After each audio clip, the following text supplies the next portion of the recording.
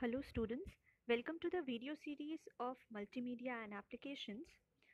Today we are going to start with our very first unit, that is Multimedia Introduction, that would be covering the following topics: the basic definition of multimedia, multimedia systems, multimedia components, types of multimedia, and applications of multimedia or multimedia applications. So let us start with the very first basic definition of multimedia. Multimedia is a field concerned with the computer-controlled integration of two or more media where every type of information can be represented, stored, transmitted, and processed digitally. That is, multimedia हमारा IT का या computer का एक ऐसा part है जिसमें एक से ज़्यादा कंपोनेंट्स को कंबाइन करके हम अपनी इंफॉर्मेशन को रिप्रेजेंट करते हैं ज़्यादा इंटरैक्टिव मैनर में, सो दैट हम उस पर्टिकुलर डिजिटल इंफॉर्मेशन को स्टोर भी कर सकते हैं अपने कंप्यूटर सिस्टम में, उसे ट्रांसमिट कर सकते हैं, दैट इज़ शेयर कर सकते हैं एक सिस्टम से दूसरे सिस्टम में, प्रोसेस कर सकते हैं उस डेटा को, that is we can apply different operations on that particular data and so on. So basically what multimedia is composed of two words, multi and media. So when we are going to use multiple medias, multiple sources to convey our information, that becomes multimedia. अब हमने first जो syllabus वाला video discuss किया था उसमें हमने देखा था कि 5 मेजर कंपोनेंट्स होते हैं मल्टीमीडिया के: text, audio, video, sound, graphics and animation. So जब हम इन डिफरेंट कंपोनेंट्स के कॉम्बिनेशन को कंबाइन करते हैं तो हमारी इंफॉर्मेशन ज़्यादा इंटरैक्टिव, ज़्यादा एफिशिएंट बन जाती है. फॉर एन एग्जांपल, जो हमारे ट्रेडिशनल न्यूज़पेपर होते थे, नॉर्मली उसमें आप देखोगे टेक्स्ट होगा. Now it is not that efficient to understand any sort of information that would be having just text.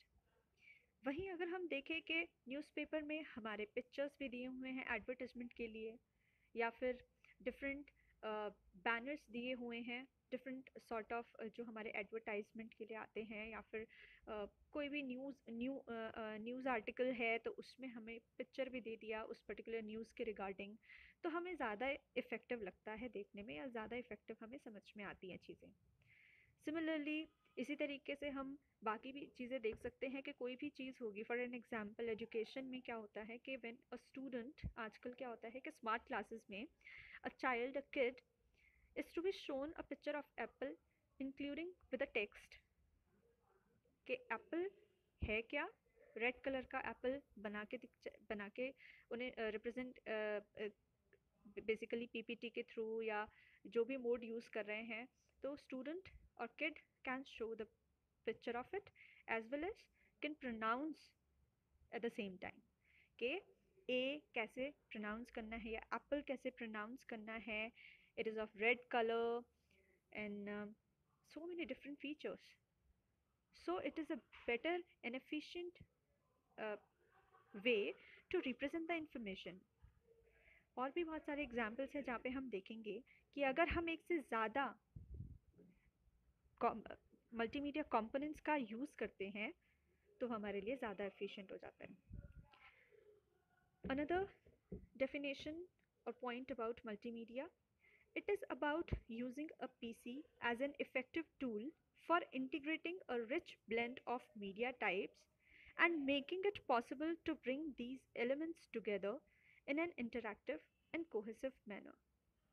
So again, it is trying to say the same thing कि जब हम अपने PC में, अपने कंप्यूटर सिस्टम में different components को include करके कुछ नया क्रिएटिव बना रहे हैं उन एलिमेंट्स का यूज़ करके, तो हम ज़्यादा एफिशिएंटली, ज़्यादा इंटरैक्टिव और कोहेसिव मैनर में उस पर्टिकुलर इन्फॉर्मेशन को रिप्रेजेंट कर सकते हैं.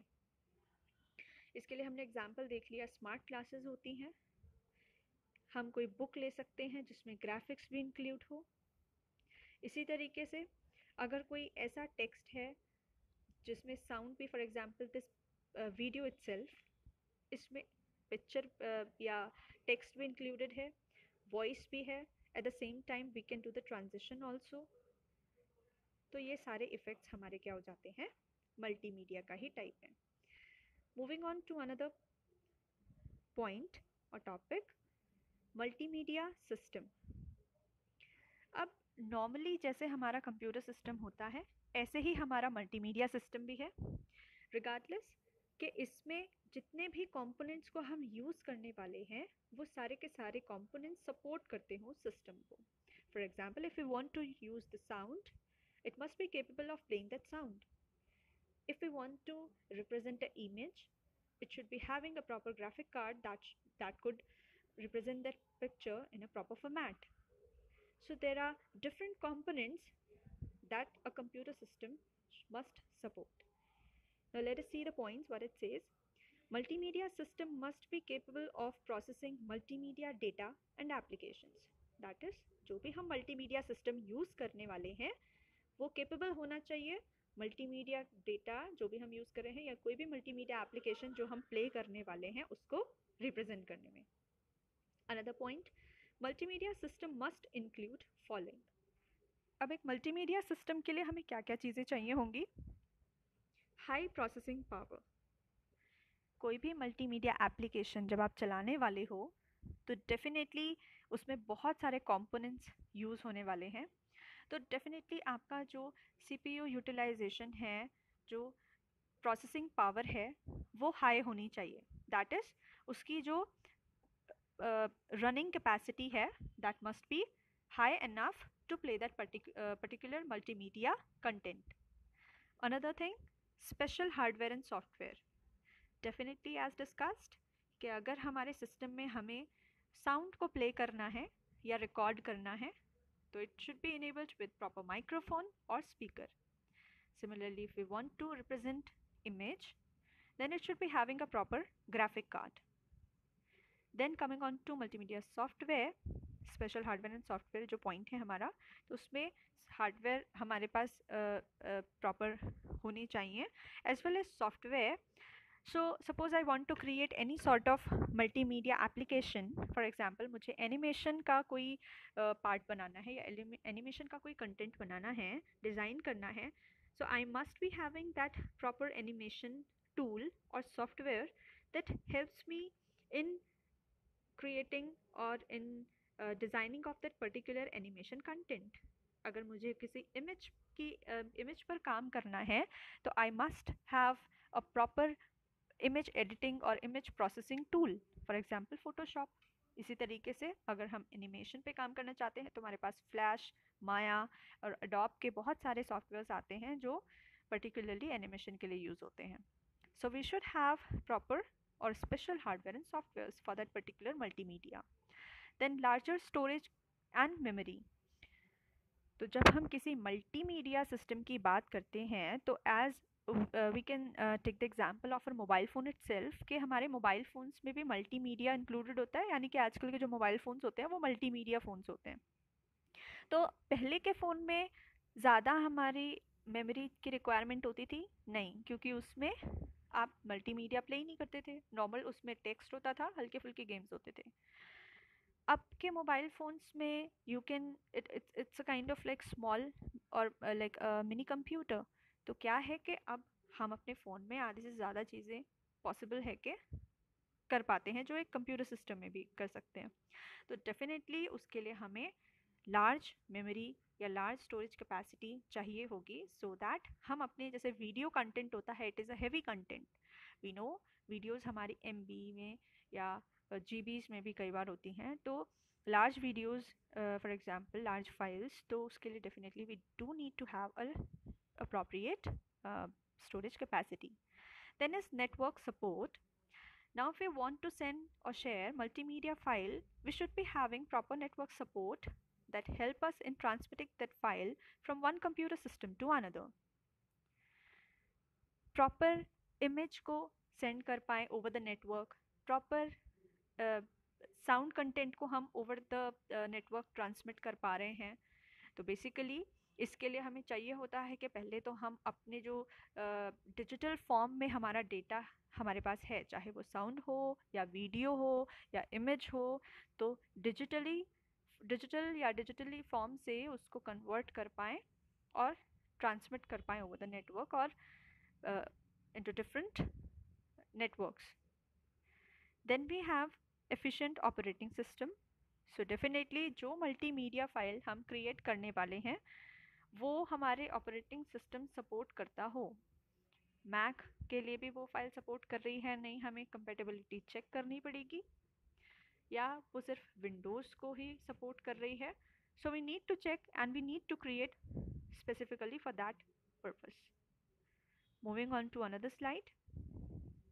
Multimedia components. So basically these are the 5 basic components of multimedia.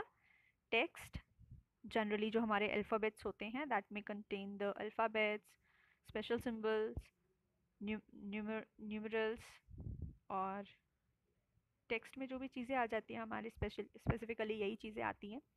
Then we have graphics, जो हमारे इमेज हो गई, different types of image.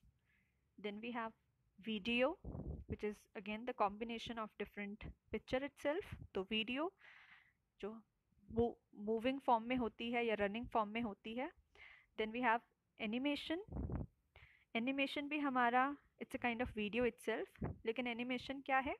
Animation जब हम किसी पर्टिकुलर चीज़ को रियल बना देते हैं, दैट इज़ उसमें मूवमेंट ला देते हैं, तो वो एनिमेशन बन जाता है। एंड ऑडियो, तो of course sound that we play, that we include in any of our component is another important component of multimedia. So these are the 5 basic components of multimedia. इन्हीं के बारे में हम discuss करते हैं, इन्हीं चीज़ों को हम स्टडी करते हैं मल्टीमीडिया में बेसिकली डिटेल में, और इन्हीं कंपोनेंट्स को इंक्लूड करके हमारा कोई भी मल्टीमीडिया एप्लीकेशन या प्रोजेक्ट रेडी होता है। Moving on to another slide. Types of multimedia. So there are basically 2 types of multimedia: interactive, which is also called non-linear, and non-interactive, which is also called linear. Coming on to the definitions. Linear, it progresses without any navigation control for the viewer, such as cinema, जिसमें user का कोई भी role नहीं होता tools को use करने का। For example cinema हमने एक बार बना दी, now the user need to watch it. User को उसमें अपना कोई कंट्रोल नहीं करना है, कुछ नेविगेशन नहीं करना है। Once it is to be played, the user just need to watch it. तो इसमें हमारा कोई इन्वॉल्वमेंट नहीं है, या यूज़र का कोई इन्वॉल्वमेंट नहीं हो रहा है। So that is why it is called the linear multimedia. Non-linear, it offers user interactivity to control progress such as games, corporate trainings, etc. जिसमें यूज़र का भी इंटरैक्टिविटी होती है या कंट्रोल होता है, वो हमारा नॉन लीनियर होता है। जैसे गेम्स में क्या है, हम जब पबजी खेल रहे होते हैं या कोई भी गेम खेल रहे होते हैं, तो उसमें हमारे पास different tools, for example buttons provided होते हैं, वर्चुअल बटन्स होते हैं, जिस जो एरोज़ की फॉर्म में या डिफरेंट फॉर्म्स में, जिसके थ्रू हम क्या करेंगे, राइट शिफ्ट हो सकते हैं, लेफ्ट शिफ्ट हो सकते हैं, या हिट कर सकते हैं, या फिर we can shoot the bullet, we can when we tap the screen we can jump or we can move from one place to another. तो क्या हो रहा है कि जब हम कोई एक्शन परफॉर्म करा रहे हैं, जब हम टैप कर रहे हैं या जब हम क्लिक कर रहे हैं, तब कुछ एक्शन परफॉर्म हो रहा है, तो हमारी इंटरैक्टिविटी इन्वॉल्व हो गई। इसी तरीके से कॉर्पोरेट ट्रेनिंग्स में भी what is to be done कि जब कोई हम ट्रेनिंग ड्यूरिंग द ट्रेनिंग जब हम कोई प्रेजेंटेशन रिप्रेजेंट कर रहे हैं, तो वहाँ पर हमारा इन्वॉल्वमेंट रहता है कि हम डिफरेंट स्लाइड्स को किस तरीके से, या डिफरेंट जो भी हमने एलिमेंट्स को उसमें इनबिल्ट किया हुआ है, उस पर्टिकुलर कंटेंट को किस तरीके से हम बाय द टाइम रन कर रहे हैं. So that is what the user interactivity is involved. That is how the user interactivity is involved, and so it is called the non-interactive or non-linear multimedia or interactive multimedia. Then we have hypermedia. It is a non-linear media in which user can navigate through linked elements such as computer games. Hypermedia जिसके through user elements पे link कर सकता है, यानी कि एक element से दूसरे एलिमेंट पे स्विच कर सकता है, जैसे गेम्स ही होते हैं हमारे कंप्यूटर गेम्स. ये भी हमारा नॉन लीनियर का ही टाइप है। तो जब हम एक एलिमेंट से दूसरे एलिमेंट में मूव कर पा रहे हैं, that becomes are hypermedia. Then we have hypertext. When words are indexed to other words, it becomes hypertext. Hypertext can be e-text, image and other content. यानी जब हम किसी पर्टिकुलर कंटेंट को या टेक्स्ट की फॉर्म में है या फिर इमेज की फॉर्म में भी हो सकता है, उस पर क्लिक करने पर जब हम किसी दूसरे कंटेंट पे मूव कर जाते हैं, then it becomes the hypertext. Moving on to another slide, which is the last slide, is the application of multimedia. So there are different applications served over here, which are education, information and communication, virtual reality and simulation, publications, World Wide Web and hypermedia, and entertainment.